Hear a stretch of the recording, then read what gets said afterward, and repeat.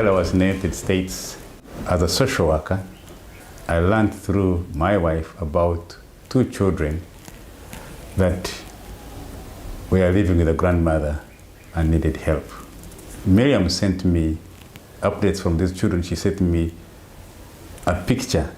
That picture had in it an old broken house. These children are actually Elizabeth and Margaret.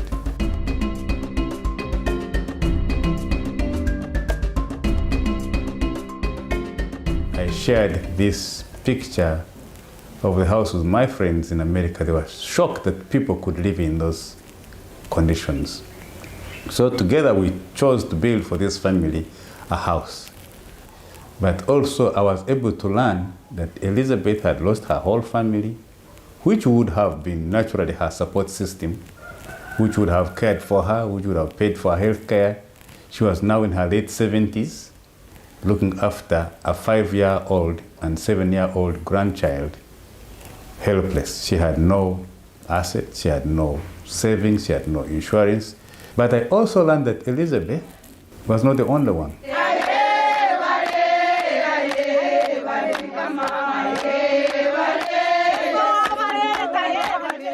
I had friends, including Gwen, who had supported part of the building of the house. When I shared with them, each one of them said, Kenneth, why do you live in America? Why would you live in this country while your heart is in Uganda, where you come from? That triggered a thought in my mind. I started feeling like God is calling me to these people. I'm probably resisting the call. I remember my supervisor, my clinical director, the psychologist, said, what's wrong with you? Why are you going back to a country where there is war? Those years Uganda had war.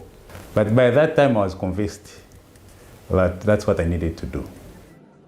When I came back to Uganda, I was not very sure what I needed to do. I only knew that I needed to visit Elizabeth.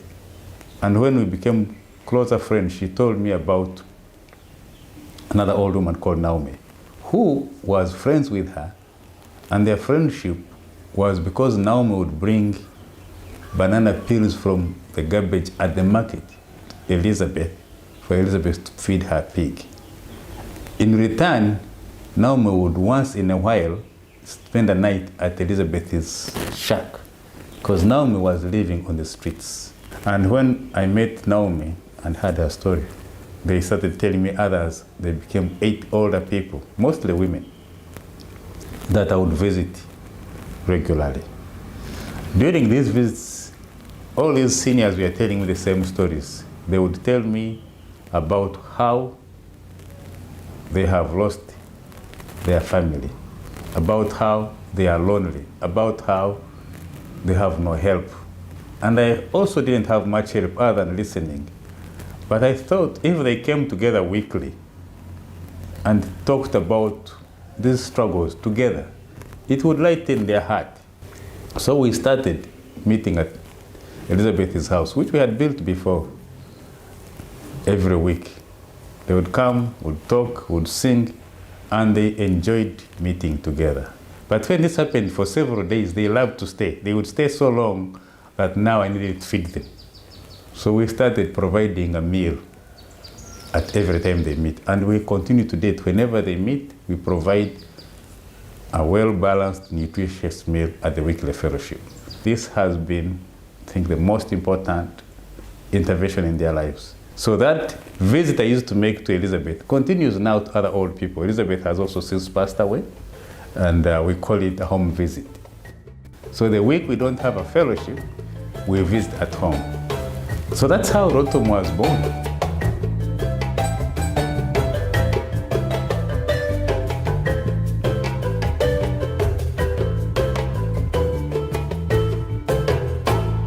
We are not only lonely, needing fellowship or home visit, but they also had issues of health.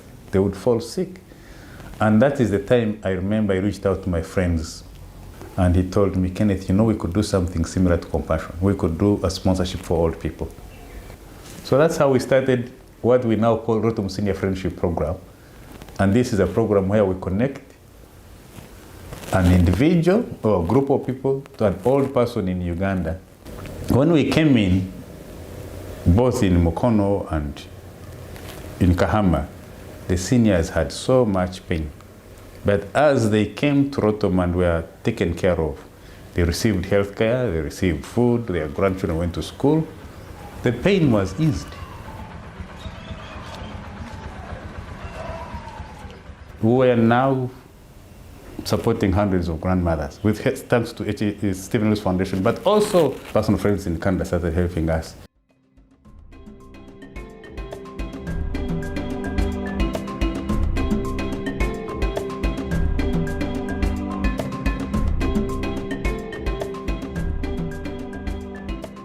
Some of the things that I remember very vividly is losing Samuel Tomsang, an old man. He was one of the few that was educated, that could read, but had circumstantially become so poor and vulnerable, and was incontinent. So at one point, when we needed him treated for malaria and said hospital, he could not receive the treatment because he was incontinent. And the facility did not have the ability to take care of him, he died. And then we made a decision that we would build health facilities dedicated to the care of older people. We did tests for COVID here, and we also went on a campaign to vaccinate.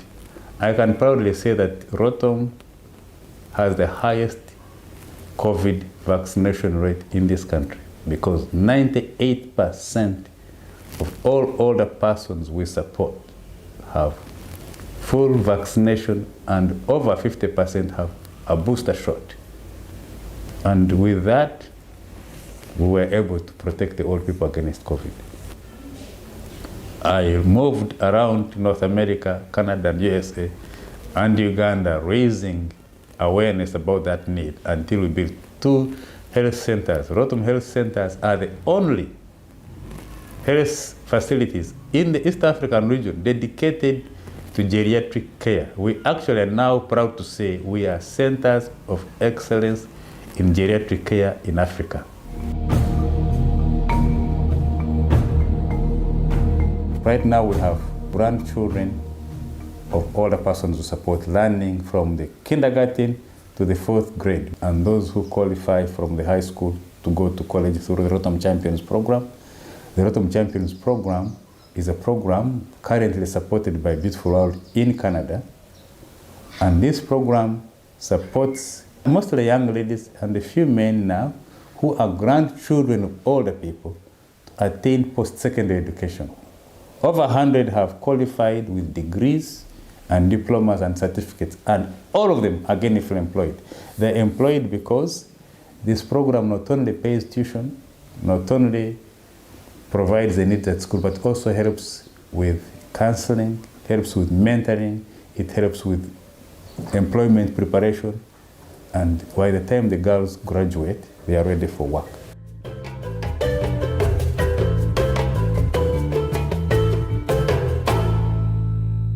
In places where it was possible, we started putting water wells. And at that very time, through H2O for All, we've been able to build 8 water systems. Within 2 years, that water source had provided 6 million liters of water to the village.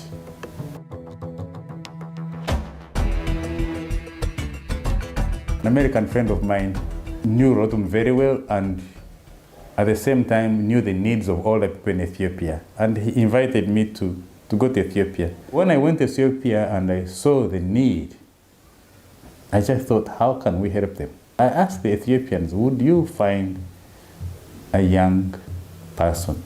And she came and spent 3 or 4 months with us, seeing what we do. And in 2017, she started officially ROTOM in Ethiopia. And it's very simple resources, how we and a group of volunteers take care of that place, and the old people are very, very happy.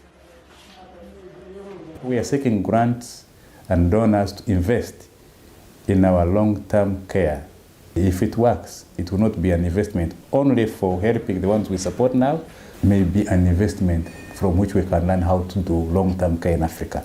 So we want to invite people to come and see what we do and participate in what we do. But we also want to find new avenues of big financial support in the form of grants, so that now we can scale up this work and experiment new ways. Long-term care is going to be the biggest need on the African continent in the next 10 to 20 years, because more people are living longer and there's no plan for them beyond their families.